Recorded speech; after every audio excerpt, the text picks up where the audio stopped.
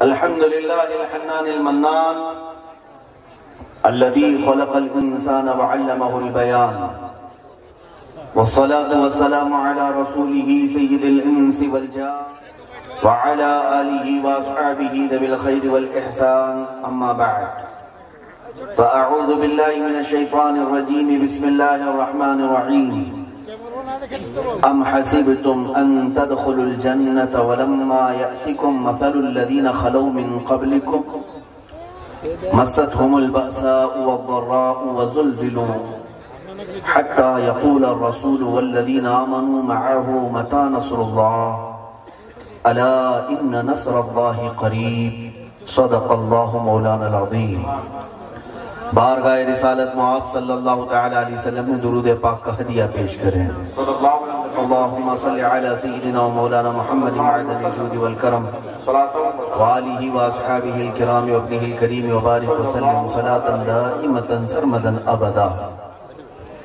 میرے قابل قدر علماء ائمہ جو منبر نور پر جلوہ بار ہیں، میں آپ کے علاقے میں اگرچہ اجنبی ہوں مگر رشتہ بتاتا ہے کہ صدیوں پرانا ہے، اس لیے کہ ایمان والوں کا رشتہ چہرے سے نہیں بنتا، عشق مصطفیٰ سے بنتا ہے. میں سب علماء ائمہ مشائخ کی بارگاہ میں ادب سے ان کا ممنون ہوں، مشکور ہوں جو عزتوں سے انہوں نے نوازا. یہ کے بعد دیگرے میں سب کے نام پیش نہیں کر پا رہا ہوں، اور یہ حاضرین، یہ جو مجمع آیا ہے اور رات کے 12 بجنے کے بعد بھی آپ کا یہ جوش و ولولہ، آپ کی یہ جوانی اور مجمع کی رونق یہ بتاتی ہے، ہوا کی خوشبو بتا رہی ہے، وہ زلف اپنی لہرا رہے ہیں.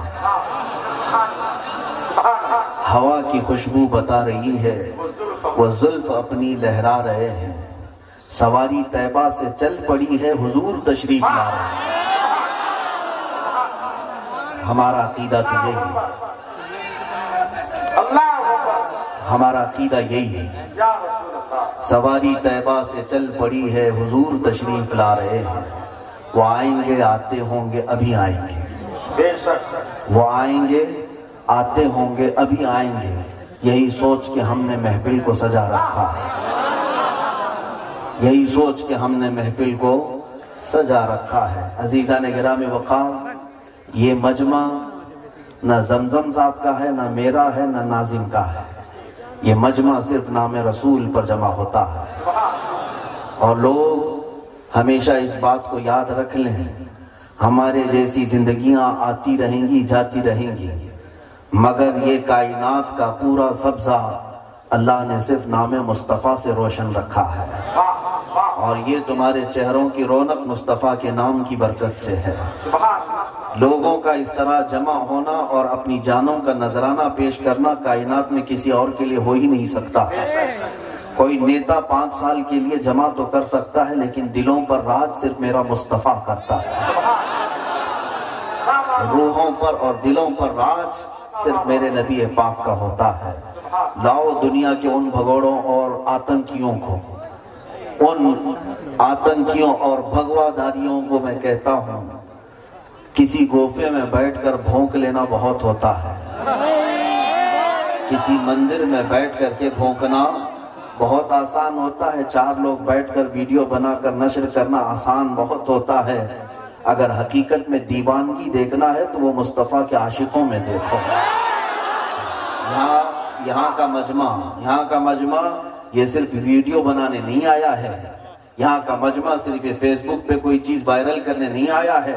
یہاں کسی کے سینے پر ہاتھ مار کر کے دیکھو، ہر سینہ پکارے گا میری جان مصطفیٰ کے لحاظ سے. الحمدللہ، کیونکہ ہماری ماؤں نے دودھ پلاتے پلاتے نبی پاک کا نام بھی پلایا ہے. ہمارے باپ نے ہماری انگلی تھامی ہے تو ساتھ میں مصطفیٰ کا نام بھی پکڑایا ہے. ہاں، کوئی منافق ہوگا جو حضور کے نام پر باہر نہیں آنا چاہتا، ورنہ جس کی ماں سچی ہے اور جس کا باپ اچھا ہے، جس کی ماں سچی ہے اور جس کا باپ اچھا ہے اس کی زبان پاک سے مصطفیٰ کی غداری کبھی نہیں نکل سکتی۔ ہاں وہ منافق ہو سکتا ہے جس کی نسل میں خطا ہو، جس کی اصل میں غلطی ہو، لیکن عزیزان گرامی وقار ہم نبی پاک صلی اللہ تعالی علیہ وسلم کے لیے کیا کچھ کر سکتے ہیں یہ زمانہ اچھی طرح سے جانتا ہے، اچھی طرح سے جانتا ہے۔ ایسے ہی نہیں کہا گیا دیوان گانے عشق مصطفیٰ کو دیکھ کر گھبرا گئی ہے گردش دوراں کبھی کبھی۔ ہاں یعنی حضور کے دیوانوں کو دیکھ کر عام لوگ تو عام طوفانوں نے اپنا رخ موڑ لیا ہے، سمندروں کی موجوں نے راستہ دے دیا ہے، جنگل کے درندے فرمانبردار ہو چکے ہیں۔ تاریخ کی سچائیاں میں بتا رہا ہوں، جس راہ سے گزرا ہے مصطفیٰ کا غلام ہر راہ کو اپنا غلام بناتا گیا ہے، ہر میدان میں اپنا پرچم لہراتا گیا ہے۔ اسی غلامی کے شان کو تو اقبال نے کہا تھا ہم ان بزرگوں کے وارثین میں سے ہیں۔ آپ کس میں سے ہیں وہ بھی یاد رکھ لینا، میں تو فخر سے یہ بات کہتا ہوں، ہم ان اسلاف کے وارثین میں سے ہیں جن کا نعرہ تھا ٹل نہ سکتے تھے جنگ میں اگر اڑ جاتے تھے، ٹل نہ سکتے تھے جنگ میں اگر اڑ جاتے تھے، پاؤں شیروں کے بھی میدان سے اکھڑ جاتے تھے، تجھ سے سرکش ہوا کوئی تم بگڑ جاتے تھے۔ میں حضور کو حاضر و ناظر کہہ کر کے عرض کر رہا ہوں، یا رسول اللہ تجھ سے سرکش ہوا کوئی تو بگڑ جاتے تھے، ارے دیکھ کیا چیز ہے ہم توپ سے بھی لڑ جاتے تھے۔ یہ ہمارے اسلاف کا طریقہ رہا ہے، ہم طوفانوں کے رخ کو کبھی نہیں دیکھتے تھے، ہمارے سامنے کون سا درندہ منہ پھاڑے آ رہا ہے یہ کبھی نہیں دیکھتے تھے، اس لیے کہ مصطفیٰ کریم صلی اللہ علیہ وسلم کے دیوانوں میں صرف اور صرف یہ ایک جذبہ ہوتا ہے، میرے آگے رب ذوالجلال کی عنایت ہے، میرے پیچھے مصطفیٰ کی حمایت۔ بس غلام کو اس سے بڑھ کر اور چاہیے کیا؟ رسول پاک صلی اللہ تعالیٰ علیہ وسلم کے غلاموں کو آج پھر دنیا ان کا ایمان ناپنے کے لیے ان کا بخار چیک کرنے کی کوشش کر رہی ہے۔ یہ پاکھنڈی جو گستاخیاں کرتے ہیں یوں ہی نہیں کرتے، یہ زرخرید ہوتے ہیں، یہ پورے پیسوں پر بکے ہوئے یا تنخواہ دار ہوتے ہیں، اور ان کو بٹھا کر کے باضابطہ حضور کی شان میں گالیاں دلوائی جاتی ہیں۔ کیوں میرے عزیزوں؟ صرف اور صرف ایمان والوں کا ایمان چیک کرنے کے لیے کہ اب مسلمان کتنے زندہ ہیں۔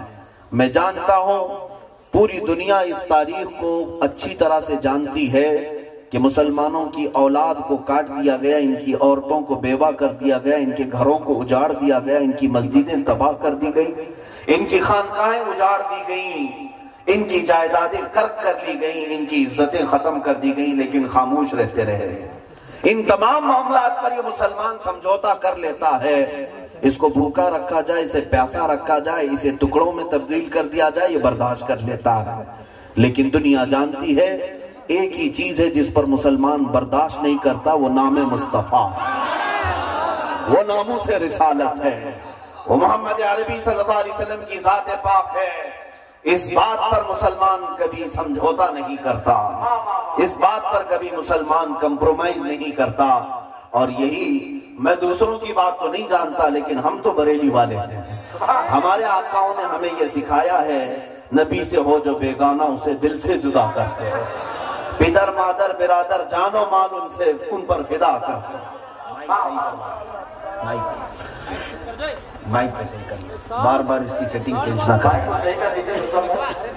رسول پاک صلی اللہ تعالی علیہ وسلم کے غلاموں کا حال جو ماضی میں تھا اور اسلاف نے ہمیں دیا، میں اس کے چند نمونے آپ کے سامنے رکھتا ہوں۔ عزیزان گرامی، یہ ناموس رسالت کیا چیز ہے؟ ناموس رسالت کا مطلب ہے حضور کی عزت، میرے آقا صلی اللہ علیہ وسلم کی عزت۔ یاد رکھنا رب ذوالجلال بڑے بڑے گناہوں کو معاف فرماتا ہے، زنا جیسے گناہوں کو بھی معاف فرماتا ہے، لیکن حضور پاک کی عزت پر پھونکنے والے کو اللہ تعالی ہمیشہ کے لیے ختم فرماتا ہے۔ ختم اللہ علی قلوبہم، ان کے دلوں پر مہر لگاتا ہے، ان کی آنکھوں پر، ان کی بصارت پر، ان کی سماعت، ان کی کانوں پر اللہ مہر لگا دیتا ہے، وہ واپس پلٹ نہیں آتے۔ گستاخان رسول کا بڑا برا انجام پہلے بھی ہوتا رہا، اب بھی ہوگا، پہلے سے ہوتا رہا اب بھی ہوگا۔ یہ دنیا کا سب سے بھیانک گناہ ہے۔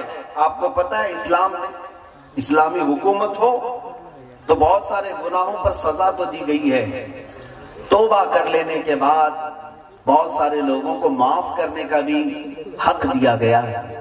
کوئی توبہ کر لے، سچی توبہ کر لے تو اسے آپ کو درگزر کر دیں، چھوڑ دیں اسے۔ لیکن شاتم رسول، گستاخ رسول توبہ کرنے کے بعد بھی واجب القتل ہے۔ اس کی وجہ کیا ہے؟ یہ ایسا کینسر ہے کہ اس کا دنیا سے جانا ضروری ہے۔ یہ ایسا کینسر ہے، اس کا دنیا سے جانا از حد ضروری ہے۔ اسلام نے یہ سزا یوں ہی نہیں رکھی۔ آپ کو میں بتاؤں، سلطان صلاح الدین ایوبی کا نام سنا ہوگا۔ وہ عظیم جرنیل ہے اسلام کا، عظیم سپہ سالار ہے اسلام کا، جس نے کئی جنگیں لڑی اور عیسائیوں کے ساتھ لڑتا رہا۔ 12,000 کا لشکر لے کر 4 لاکھ لوگوں سے لڑتا تھا، لیکن فتح و کامرانی اس کے قدم چومتی تھی۔ صلاح الدین ایوبی کی ایک عادت خاص تھی، عربوں کو تو چھوڑو، انگریزوں نے لکھا ہے تاریخ۔ ریچرڈ نام کا ایک مورخ ہے انگریز، اس نے کتاب میں لکھا ہے کہ پوری تاریخ میں صلاح الدین جیسا سپہ سالار میں نے دیکھا ہی نہیں۔ یہ انگریز کیوں لکھتا ہے؟ سنو توجہ سے، اس لیے کہ وہ صلاح الدین ایوبی کی تاریخ میں کہتا ہے اتنا بڑا یہ سپہ سالار تھا کہ اگر اس کے ہاتھ میں 100 قیدی آ جائیں جنگی، 100 قیدی آ جائیں عیسائیوں کے، تو 100 کے 100 کو بھی آزاد کرتا تھا، نہیں قتل کرتا تھا، مارتا نہیں تھا، انہیں فدیہ دے کر یا معاف کر کے چھوڑ دیا کرتا۔ سب سے زیادہ معاف کرنے والا سپہ سالار صلاح الدین تھا۔ لیکن آپ کو میں بتاؤں، آج جو لوگ معاف کرنے کی بات ہمیں بتاتے ہیں، درگزر کرنے کے معاملات ہمیں سکھاتے ہیں، حکمت اور مصلحت کے ساتھ چلنے کے سبق ہمیں پڑھائے جاتے ہیں، صلاح الدین جو سب سے زیادہ معاف کرتا تھا، ایک وقت ایسا بھی آیا ملک شام سے ایک قافلہ مسلمانوں کا گزر رہا تھا، عیسائیوں کا ایک سپہ سالار برنس نام ہے، اس نے ان مسلمانوں کے قافلے کو پکڑ لیا، ان کا مال لوٹا اور انہیں مارا بھی۔ ان میں عورتیں تھی، بچے تھے، لیکن اس کا کام یہ تھا، برنس کا جب بھی مسلمان کو مارتا تھا یوں تانا دیتا تھا، بلاؤ اپنے محمد کو، کہاں ہے وہ محمد جس کا تم بڑا ذکر کرتے ہو؟ تو مسلمانوں کو اس سے زیادہ چھلنی کرنے والا جملہ نہیں ہوتا۔ ماں باپ کی گالی دی جائے تو الگ مسئلہ ہے، لیکن نبی پاک کا نام لیا جائے مسلمان کا دل زخمی ہوتا ہے۔ وہ برنس بار بار زخمی کرتا تھا، مسلمانوں کو مارا بھی، لوٹا بھی، پیٹا بھی، لیکن یہ لٹا ہوا قافلہ جب واپس آیا، صلاح الدین اس وقت حلب کی زمین پر، ملک شام میں حلب میں تھے، آ کر کے لوگوں نے داستان سنائی۔ یہ وہ وقت تھا جب صلاح الدین سخت بیمار تھے، بہت بیمار تھے، بستر سے اٹھ نہیں سکتے تھے، بستر پر لمبے سوئے ہوئے تھے۔ جب آ کر کے لوگوں نے یہ بتایا کہ وہ مارتا تھا اور بار بار یہ کہتا تھا کہ بلاؤ محمد کو، جلال آیا بستر پر، بیماری کے عالم میں صلاح الدین نے کہا جاؤ تم لوگ اپنے اپنے گھروں پر۔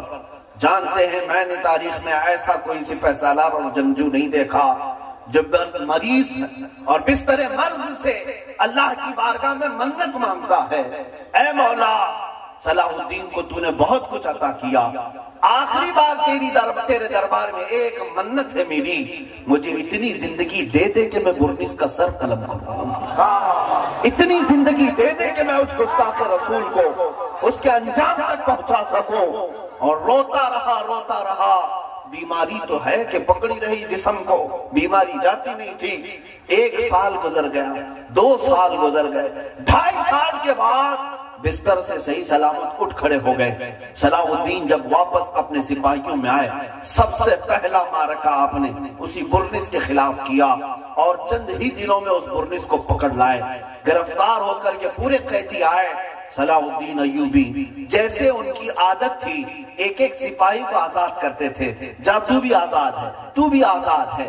جب اس جرنیل سپاہی برنس کا نمبر آیا تو وہ سر جھکا کر کھڑا تھا اور کہنے لگا صلاح الدین تو آزاد کرتا ہے، کیا میری آزادی آج نہیں ہے؟ صلاح الدین ایوبی نے تلوار لہرائی اور فرمایا اگر صلاح الدین تجھے آزاد کر دے گا تو صلاح الدین پر اللہ کا ہمیشہ کے لیے عذاب آ جائے گا، اللہ کا عذاب آ جائے گا۔ آنکھیں سرخ تھیں، چہرہ لال تھا، صلاح الدین ایوبی نے تلوار لہراتے ہوئے جو جملہ کہا تھا، تاریخ دانوں نے آج بھی وہ لکھا ہے۔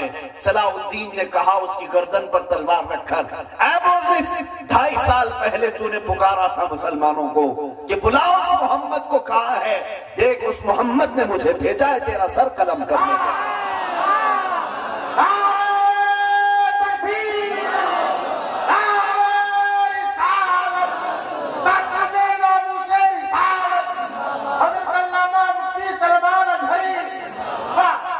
سر قلم کر دیا۔ اس کے بعد جانتے ہیں جو بات مجھے عرض کرنی ہے وہ یہ ہے، جو فاتح اسلام ہے، فاتح بیت المقدس صلاح الدین ایوبی، جس کا چرچا صدیوں تک آج تک ہو رہا ہے، لیکن جانتے ہو وہ جو 2.5 سال گزرے صلاح الدین کے، تاریخ میں یہ بھی لکھا ہے جس دن مسلمانوں کے قافلے نے بیماری کی حالت میں صلاح الدین کو سنایا تھا یہ جملہ کہ برس نے نبی پاک کو کوسا ہے، تانا مارا ہے، صلاح الدین نے اپنا بستر ہٹا دیا۔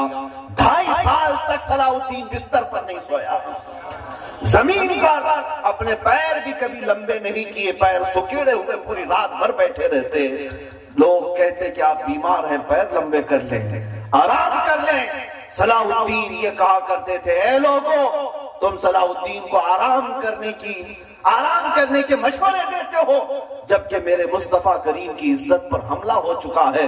قیامت کے دن اگر مجھ سے سوال ہو گیا کہ نبی کی شان میں گالیاں دی جاتی تھی اور تو بستر پر سو رہا ہوتا، میں کیا جواب دیتا؟ یہی تحفظ ناموس رسالت ہے۔ اے مسلمانوں، صلاح الدین کو پڑھو اور اپنے بچوں کو پڑھاؤ، تب تمہیں پتا چلے گا عظمت رسالت کیا ہے، مصطفیٰ کریم کا مقام کیا ہے۔ اے مسلمانوں، اے نوجوانوں، آج دنیا نے ہو سکتا ہے فیشن کے ذریعے سے، ایجوکیشن ڈپلیکیٹ کے ذریعے سے تمہیں مصطفیٰ کریم سے دور کر رکھا ہے، بیگانہ کر دیا ہے، لیکن اب بھی مجھے پتا ہے کہ میرے مصطفیٰ کریم کی محبت کی چنگاریاں ابھی بھی تمہارے سینوں میں روشن ہیں۔ اگر روشن نہ ہوتی تو رات کی اس تاریکی میں اس مجمع کو میں کبھی نہیں دیکھ رہا ہوتا۔ نبی کے نام پر آنے والا مجمع، اس سے میں صرف امید نہیں یقین رکھتا ہوں کہ ان کے سینے ابھی بجھے نہیں ہیں، چراغ ابھی کھل نہیں ہوئے ہیں۔ مصطفیٰ کریم صلی اللہ علیہ وسلم کی محبت کے چراغ اب بھی روشن ہیں، بس اس چنگاری کو شعلہ بنانے کی ضرورت ہے۔ جس دن تمہارے سینوں میں موجود یہ عشق مصطفیٰ کی شمع روشن ہو گئی اور شعلہ بن گئی تو پھر ظالموں کی خیر نہیں، ظالموں کی خیر نہیں۔ انہیں بتا دینا، بتلا دو گستاخ نبی کو غیرت سنی زندہ ہے، بتلا دو گستاخ نبی کو غیرت سنی زندہ ہے۔ ان کے نام پہ مر مٹنے کا جذبہ کل بھی تھا اور آج،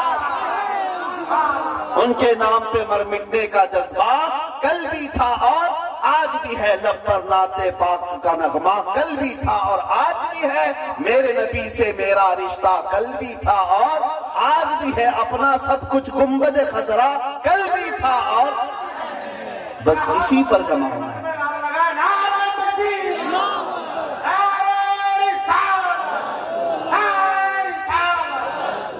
اب آپ سمجھ کر کے چلیں، میرا معمول یہ ہے، آپ برا نہ سمجھیں، بات ہوگی تو صرف رسول اللہ کی ہوگی، مصطفیٰ کریم صلی اللہ علیہ وسلم کی، اس لیے کہ یہ ہمیں ممبر کسی کے باپ کی وجہ سے نہیں ملا، یہ مصطفیٰ کی وجہ سے ملا ہے۔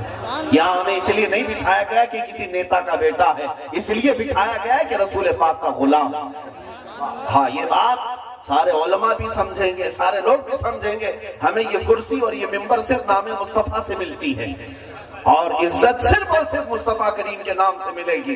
آج آپ کو بھی میں یہ کہتا ہوں، میرا ایک جملہ یاد رکھ لینا، ایک جملہ، حضور پاک صلی اللہ تعالیٰ علیہ وسلم کا نام جپتے رہو، ان کی عزت کی بات کرتے رہو، تو ہوگا کیا؟ ان کا جو نام لے گا ہر دل پہ راج کرے گا، ہر دل پہ راج کرے گا، عزت تمہاری بڑھائی جائے گی۔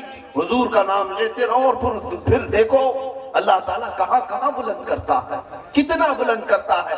آج اس مجمع میں عشق محبت اعلیٰ حضرت کا نعرہ لگتا ہے کہ نہیں لگتا؟ آپ میں سے کون اعلیٰ حضرت کو دیکھا ہے؟ کون اعلیٰ حضرت کا رشتہ دار ہے یہاں پر؟ کوئی نہیں ہے۔ یہاں پر رشتہ اعلیٰ حضرت سے جو ہمارا ہے وہ خون کا اگرچہ نہ ہو لیکن عشق کا ضرور ہے۔ کیوں؟ آج 100 سال کے بعد بھی ان مجمعوں سے اعلیٰ حضرت کا ذکر ختم نہیں ہوا. ان مجمعوں سے اعلیٰ حضرت کا ذکر ختم کیوں نہیں ہوا؟ اس لیے کہ جس اعلیٰ حضرت نے اپنی پوری زندگی نام مصطفیٰ پکارتے رہے، حضور کی عزت کی بات کرتے رہے، تو پھر اللہ کا قانون یہی ہے، بے نشانوں کا نشان مٹتا نہیں، مٹتے مٹتے نام ہو ہی جائے. اعلیٰ حضرت کا نام اب ہمیشہ رہے گا. امام شرف الدین بوسیری کا نام کبھی نہیں بھلایا جائے گا. ملا عبد الرحمن جامی کا نام کبھی نہیں بھلایا جائے گا. حسان بن ثابت مجموعوں سے کبھی ختم نہیں ہو سکیں گے. غریب نواز غوث اعظم کبھی ختم نہیں ہوں گے، اس لیے کہ انہوں نے اپنی زندگیاں پوری مصطفیٰ کی خدمت میں گزاری ہیں، ناموں سے رسالت کی حفاظت میں گزاری ہیں. اور کبھی یہ مجمع چاہے 100 سال کے بعد بھی یہاں آئے تب بھی یہی اعلیٰ حضرت کا نعرہ تر و تازہ ہی لگتا رہے. آپ کو ایک بات میں بتا دوں، حضور کے نام کی بات کرتے رہے، دنیا مٹانا چاہے کوشش کر لے لیکن کبھی ہو نہیں سکتا.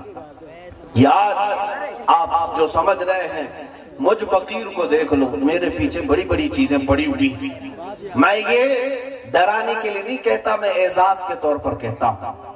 دشمنوں کی فوجیں اور پھر آتنکیوں کی، بھگواداریوں کی، اور پھر ان میں وردی والوں کی بہت ساری چیزیں، اور جو طاقت لگا کر کے وہ کچھ کرنا چاہے میرے ساتھ تو کر کے دیکھ لیں. میں بارہا یہ جملہ کہتا ہوں، میں اٹھا ہوں مصطفیٰ کی عزت کا نام لے کر، اور کوئی چیز نہیں. میرا جو چہرہ ہے، میری جو امیج ہے، وہ صرف نام مصطفیٰ سے ہے. حضور کی عزت کی بات کرتا ہے. اب اگر کوئی میری گردن مار بھی دے تو میں فخر سے کہتا ہوں، تم مار تو سکتے ہو، مردہ کبھی نہیں کر سکتے. مردہ کبھی نہیں کر سکتے. مرنا اور ہے، مردہ ہونا اور ہے.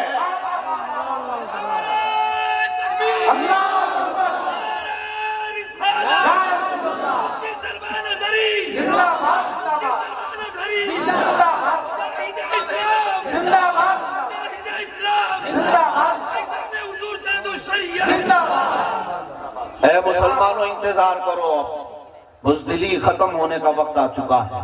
یہ اندھیریاں جائیں گی اور میں تنہا نہیں، منبر پر بیٹھے سارے علماء یہ بیان کریں گے اور سر چڑھ کر کے بولیں گے، اسلام کل بھی حق تھا، آج بھی حق ہے اور حق رہے گا.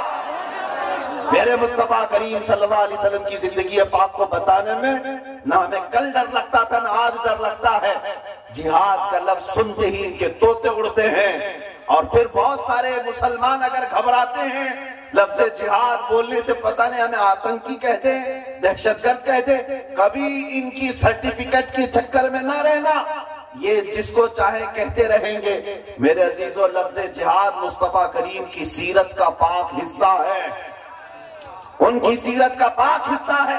اگر اس لفظ کو میں مٹا دوں تو آدھی سیرت ختم ہو جائے گی، آدھی سیرت ختم ہو جائے گی.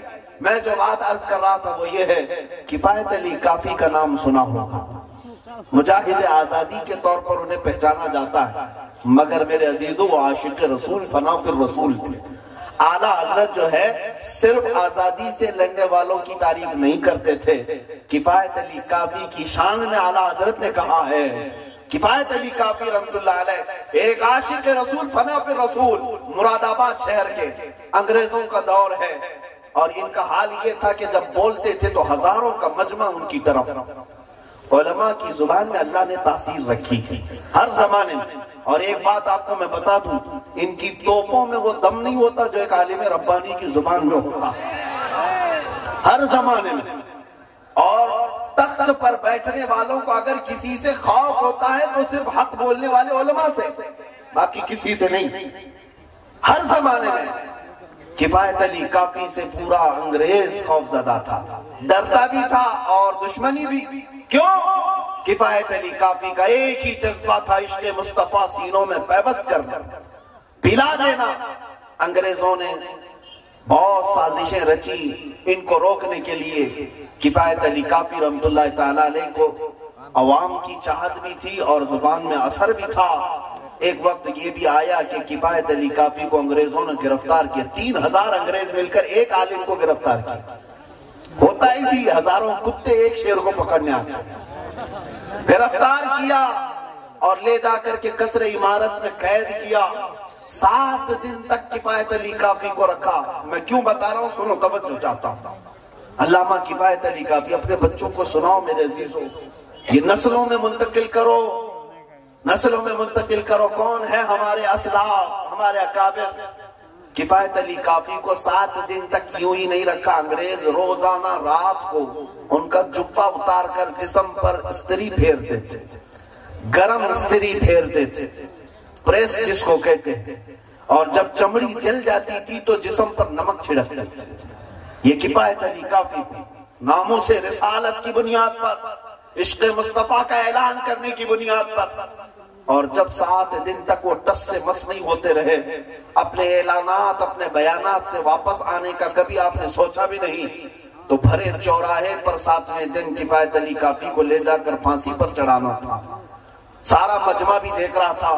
انگریزوں نے کفایت علی کافی کو پھانسی کے پھندے پر چڑھایا ہے. سولی دینے کے لیے جب لے جا رہے تھے، مشہور روایت ہے، آپ سے پوچھا گیا آخری کوئی خواہش ہے تو بتاؤ. مرنے والا، پھانسی پر چڑھنے والا کہتا ہے بیوی سے مل لوں، بچے سے مل لوں، ماں باپ کو دیکھ لوں، بھائی بہن کو کچھ نصیحت کر لوں. کفایت علی کافی کیا کہتے ہیں؟ ہاں میری آخری خواہش ایک ہی ہے کہ میں ایک بار نعت مصطفیٰ پڑھ لوں، مصطفیٰ کریم صلی اللہ علیہ وسلم کی نعت پڑھ لوں. انگریز دیکھتے رہ گئے. آخر کوئی ایسا بھی ہے جو زمانے سے جا رہا ہو، اسے اپنے رشتوں کی فکر نہیں، اپنے اولاد اپنے مال و متاع کی فکر نہیں، جا رہا ہے تو مصطفیٰ کے نغمے سناتا جا رہا ہے.